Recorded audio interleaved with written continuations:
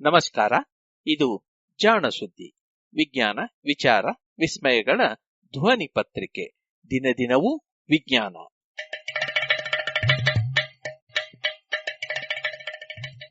ಸಂಪುಟ 3 ಸಂಚಿಕೆ 313 ಜುಲೈ 31, 2020. ಜಾಣ ನುಡಿ.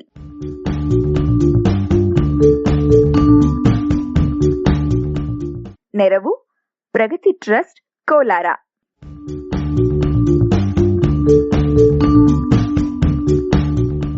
ತನ್ನದಲ್ಲದ ಹೆಸರಿನ ಧಾತು.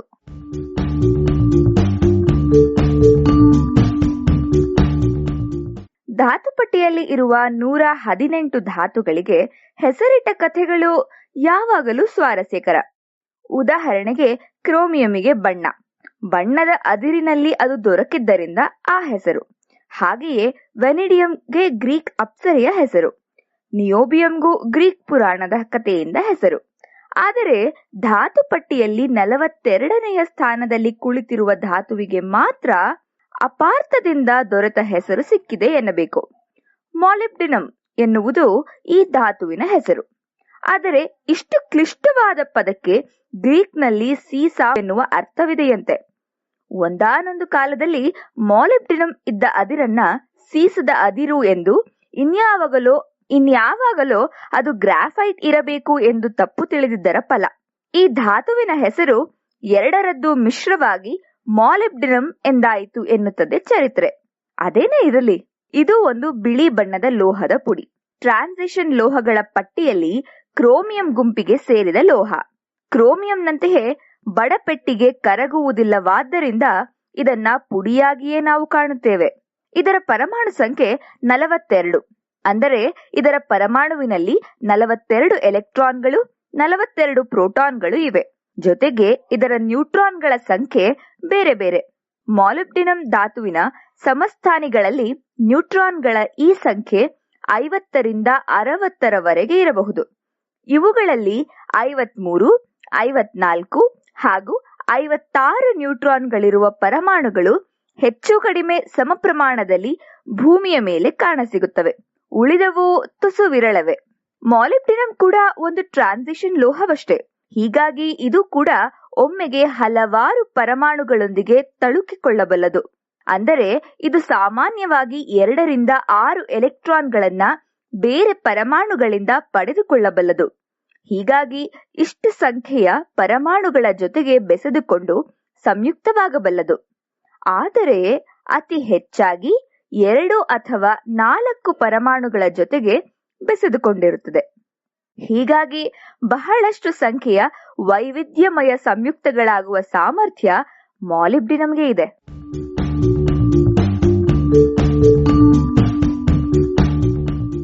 ಮಾಲಿಬ್ಡಿನಮ್ 19ನೇ ಶತಮಾನದ ಕೂಸು.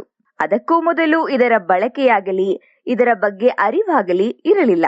18ನೇ ಶತಮಾನದಲ್ಲಿಯಷ್ಟೇ ಇದರ ಅದಿರನ್ನ ಪತ್ತೆ ಮಾಡಲಾಗಿತ್ತು. ಅದನ್ನು ಪತ್ತೆ ಮಾಡಿದವ ಕಾಲ್ಶಿಲೆ. ಹೌದು, ಅದೇ ಶಿಲೆ. ಆಕ್ಸಿಜನ್ನಿನ ಇರುವನ್ನ ಮೊದಲು ಪತ್ತೆ ಮಾಡಿದವನು. ಆದರೆ ತನ್ನ ಶೋಧವನ್ನ ಜಗಜ್ಜಾಹೀರುಪಡಿಸಲು ತುಸು ಸೋಮಾರಿಯಾಗಿದ್ದರಿಂದ ಆ ಬಿರುದು ಜೋಸೆಫ್ ಪ್ರೀಸ್ಲಿಗೆ ಹೋಯಿತು ಎನ್ನುತ್ತಾರೆ. ಪಾಪ, ಮಾಲಿಬ್ಡಿನ ವಿಚಾರದಲ್ಲಿಯೂ ಹೀಗೆ ಆಯಿತು. ಮಾಲಿಬ್ಡಿನಮ್ ಬಲು ಸಾಮಾನ್ಯವಾಗಿ ಅದರ ಸಲ್ಫೈಡ್ ಸಂಯುಕ್ತದ ರೂಪದಲ್ಲಿ ದೊರೆಯುತ್ತದೆ. ಈ ಸಲ್ಫೈಡ್ ಬಹುತೇಕ ಸಲ್ಫೈಡ್ಗಳಂತೆಯೇ ಕಪ್ಪಗಿನ ಅದಿರು. ಶೀಲೆ ಈ ಬಗ್ಗೆ ಶೋಧ ನಡೆಸಿದ್ದ. ಆ ಸಮಯದಲ್ಲಿ, ಅಂದರೆ 1778ರ ಸಮಯದಲ್ಲಿ ಈ ಅದಿರನ್ನ ಸೀಸದ ಅದಿರು ಎಂದೇ ಭಾವಿಸಲಾಗಿತ್ತು. ಸೀಸದ ಸಲ್ಫೈಡ್ ಕೂಡ ಇದೇ ರೀತಿ ಕಪ್ಪಗಿರುತ್ತದೆ.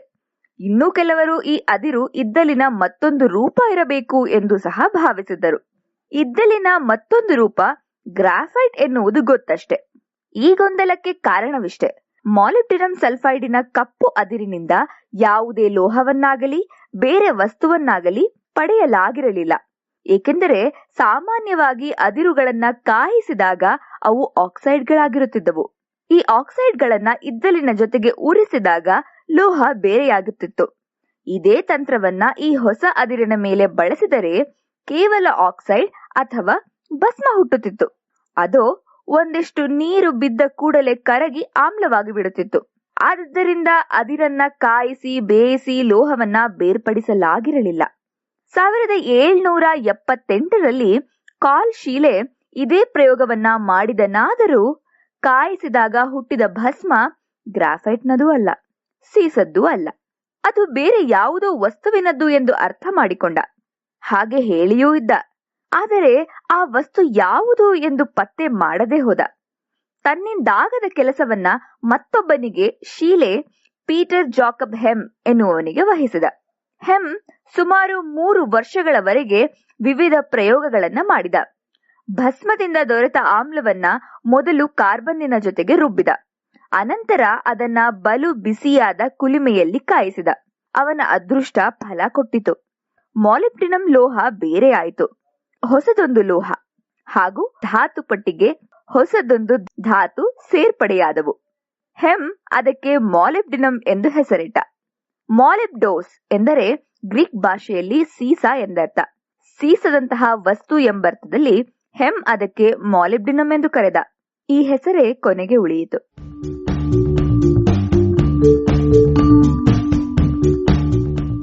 ಹೆಮ್ ಮಾಲಿಬ್ಡಿನಮ್ ಅನ್ನ 1781ರಲ್ಲಿಯೇ ಪತ್ತೆ ಮಾಡಿದನಾದರೂ ಸುಮಾರು 100-150 ವರ್ಷಗಳವರೆಗೆ ಅದು ಕೇವಲ ಒಂದು ಹೆಸರಾಗಿಯಷ್ಟೇ ಉಳಿದಿತ್ತು. ಇದಕ್ಕೆ ಕಾರಣ ಮಾಲಿಬ್ಡಿನಮ್ಮಿನ ಅದಿರಿನಿಂದ ಈ ಲೋಹವನ್ನ ಲಾಭದಾಯಕವಾಗಿ ಪ್ರತ್ಯೇಕಿಸುವ ವಿಧಾನಗಳು ಸಿಕ್ಕಿರಲಿಲ್ಲ. ಜೊತೆಗೆ ಈ ಲೋಹಕ್ಕೆ ಹೊಸ ಉಪಯೋಗಗಳು ಸಹ ಕಂಡಿರಲಿಲ್ಲ. ಇದರ ಉಪಯೋಗಗಳೇನಿದ್ದರೂ 20ನೇ ಶತಮಾನದ್ದು. ಆದರೆ ತಡವಾಗಿ ಆದರೂ ಬಲು ವ್ಯಾಪಕವಾಗಿ ಇದು ಬಳಕೆಗೆ ಬಂದಿತು ಎನ್ನಬಹುದು. ಎಲ್ಲ ಟ್ರಾನ್ಸಿಷನ್ ಪಂಗಡದ ಧಾತುಗಳ ಕಥೆಯೇ ಮಾಲಿಬ್ಡಿನದ್ದು ಎನ್ನಬಹುದು. ಇದು ಕಬ್ಬಿಣ, ತಾಮ್ರ, ಚಿನ್ನದಂತೆ ಸ್ವಂತ ಕಾಲ ಮೇಲೆ ನಿಲ್ಲುವ ಲೋಹವಲ್ಲದಿದ್ದರೂ ಬೆರಕೆಯಾಗಿ ಬಲು ಪ್ರಸಿದ್ಧಿ. ಮಿಶ್ರಲೋಹಗಳಲ್ಲಿ ಇದರ ಬಳಕೆ ವ್ಯಾಪಕ. ಮಾಲಿಬ್ಡಿನಮ್ಮಿನ ಕರಗುವ ಬಿಂದು ಬಲು ಹೆಚ್ಚು. ಹೀಗಾಗಿ ಅತಿ ಉಷ್ಣತೆಯಲ್ಲಿ ಬಳಕೆಯಾಗುವ ಲೋಹಗಳಲ್ಲಿ ಇದನ್ನ ಬೆರೆಸಿ ಅವನ್ನ ತುಸು ಗಟ್ಟಿಯಾಗಿಸುತ್ತಾರೆ. ಇಂತಹ ಮಿಶ್ರಲೋಹಗಳಲ್ಲಿ ಮಾಲಿಬ್ಡಿನಮ್ ಯಥೇಚ್ಛವಾಗಿ ದೊರೆಯುತ್ತದೆ. ಕ್ರೋಮಿಯಂನ ಹಾಗೆಯೇ ಕಾಯಿಸಲು ಬಳಸುವ ವಿದ್ಯುತ್ ಸುರಳಿಗಳಲ್ಲಿ ಮಾಲಿಬ್ಡಿನಮ್ ಬೆರಕೆಯಾಗಿರುತ್ತದೆ. ಹಾಗೆಯೇ ಮೋಟಾರ್ ವಾಹನಗಳ ಸಿಲಿಂಡರ್ಗಳಲ್ಲಿ ಇಂಧನ ಉರಿಯುವಾಗ ಲೋಹ ಬಿಸಿಯೇರಿ ಘರ್ಷಣೆ ಹೆಚ್ಚುತ್ತದೆಯಷ್ಟೇ. ಇದನ್ನ ಕಡಿಮೆ ಮಾಡಲು ಲ್ಯೂಬ್ರಿಕೆಂಟ್ಗಳೆಂಬ ತೈಲಗಳನ್ನ ಬಳಸುತ್ತಾರೆ.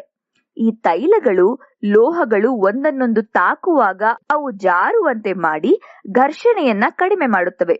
ಇಂತಹ ತೈಲಗಳನ್ನ ಬಳಸಲು ಆಗದ ಯಂತ್ರಗಳು ಇರಬಹುದು. ಅಷ್ಟೊಂದು ಉಷ್ಣತೆ ಹುಟ್ಟಿ ತೈಲಗಳು ಉರಿದು ಹೋಗುವಂತೆ ಆಗಬಹುದು. ಅಂತಹ ಸಂದರ್ಭಗಳಲ್ಲಿ ಮಾಲಿಬ್ಡಿನಮ್ ಆಕ್ಸೈಡ್ ನಂತಹ ವಸ್ತುಗಳನ್ನ ಬಳಸುತ್ತಾರೆ. ಇವು ಸುಲಭವಾಗಿ ಉರಿಯುವುದಿಲ್ಲ. ಜೊತೆಗೆ ಬಲು ನಯವಾಗಿಯೂ ಇರುವುದರಿಂದ ಘರ್ಷಣೆಯನ್ನ ತಡೆಯುತ್ತವೆ. ಲೋಹಗಳು ಒಂದಕ್ಕೊಂದು ಉಜ್ಜಿಕೊಂಡು ಕರಗಿ ಅಂಟಿಕೊಳ್ಳದಂತೆ ಅಥವಾ ಹಿಗ್ಗಿ ಒಂದಿನ್ನೊಂದು ಒಡೆದು ಹಾಕದಂತೆ ತಡೆಯುತ್ತವೆ. ಮಾಲಿಬ್ಡಿನಮ್ ಬಳಕೆಯಾಗದ ಮಿಶ್ರಲೋಹವಿಲ್ಲ. ಅಷ್ಟೊಂದು ವ್ಯಾಪಕ ಇದರ ಬಳಕೆ. ಆದರೆ ಪ್ರತಿಯೊಂದರಲ್ಲಿಯೂ ಬಳಕೆಯ ಪ್ರಮಾಣ ಬಲು ಅಲ್ಪ. ಇದೇ ಮಾತನ್ನ ಜೀವಿ ಜಗತ್ತಿನಲ್ಲಿ ಮಾಲಿಬ್ಡಿನಮ್ಮಿನ ಬಳಕೆಯ ಬಗ್ಗೆಯೂ ಸಹ ಹೇಳಬಹುದು. ನಮ್ಮ ದೇಹದಲ್ಲಿಯೂ ಮಾಲಿಬ್ಡಿನಮ್ ಇರುತ್ತದೆ. ಅದು ಬಲು ಪ್ರಮುಖವಾದ ಲಿವರ್ನಲ್ಲಿ ಇರುವ ಕಿಣ್ವಗಳಲ್ಲಿ.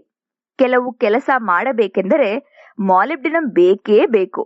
ಹಾಗಿದ್ದರೂ ನಮ್ಮ ಇಡೀ ಬದುಕಿನಾದ್ಯಂತ ನಾವು ಹೆಚ್ಚೆಂದರೆ ಒಂದು ಚಿಟಿಕೆ ಅರ್ಥಾತ್ 3-4 ಮಿಲಿಗ್ರಾಂನಷ್ಟು ಮಾಲಿಬ್ಡಿನಮ್ ಅನ್ನ ಮಾತ್ರ ಸೇವಿಸಿರುತ್ತೇವೆ ಎನ್ನುವುದು ವಿಶೇಷ. ಪ್ರಮಾಣ ಕಡಿಮೆಯಾದರೂ ಪ್ರಭಾವಿಯಾದ ಧಾತು ಇದು. ಕೇವಲ ಮನುಷ್ಯರಲ್ಲಿ ಅಷ್ಟೇ ಅಲ್ಲ, ಮನುಷ್ಯರಿಗೆ ಆಹಾರ ಒದಗಿಸುವ ಸಸ್ಯಗಳಿಗೂ ಇದು ಅವಶ್ಯಕ. ಸಸ್ಯಗಳ ಜೊತೆಗಿರುವ ಕೆಲವು ಬ್ಯಾಕ್ಟೀರಿಯಾಗಳಿಗೂ ಇದು ಅವಶ್ಯಕ. ಎಷ್ಟೆಂದರೆ ಸಸ್ಯಗಳು ಗಾಳಿಯಲ್ಲಿರುವ ನೈಟ್ರೋಜನ್ ಅನ್ನ ಒಳ ಸೆಳೆದುಕೊಂಡು ಅದನ್ನ ನೈಟ್ರೈಟ್ ಅನ್ನಾಗಿ ಬದಲಾಯಿಸುವ ಬ್ಯಾಕ್ಟೀರಿಯಾಗಳಲ್ಲಿ ನೈಟ್ರೋಜನೇಸ್ ಎನ್ನುವ ಕಿಣ್ವವಿರುತ್ತದೆ. ಈ ಕಿಣ್ವದಲ್ಲಿ ಮಾಲಿಬ್ಡಿನಮ್ ಒಂದು ಪ್ರಮುಖ ಅಂಗ. ಮಾಲಿಬ್ಡಿನಮ್ ಇಲ್ಲದಿದ್ದರೆ ಈ ಕಿಣ್ವ ಕೆಲಸವನ್ನೇ ಮಾಡುವುದಿಲ್ಲ.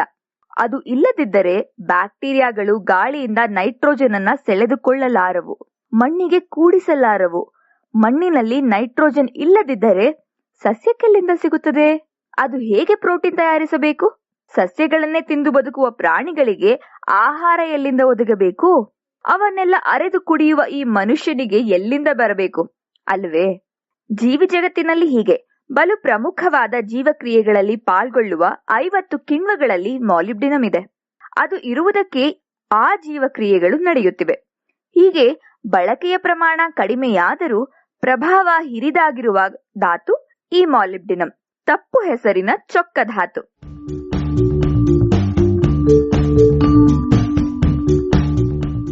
ಇದು ಇಂದಿನ ಜಾಣನುಡಿ. ರಚನೆ ಕೊಳ್ಳೇಗಾಲ ಶರ್ಮಾ. ಜಾಣಧ್ವನಿ ನವ್ಯ ಎನ್.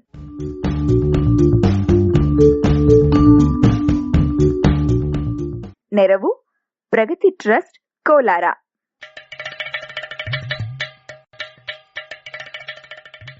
ಜಾಣ ಸುದ್ದಿ ಕುರಿತ ಸಲಹೆ, ಸಂದೇಹಗಳು, ಪ್ರಶ್ನೆಗಳು ಇದ್ದಲ್ಲಿ ನೇರವಾಗಿ 9886640328 ಈ ನಂಬರಿಗೆ ಕರೆ ಮಾಡಿ, ಇಲ್ಲವೇ ವಾಟ್ಸಪ್ ಮಾಡಿ.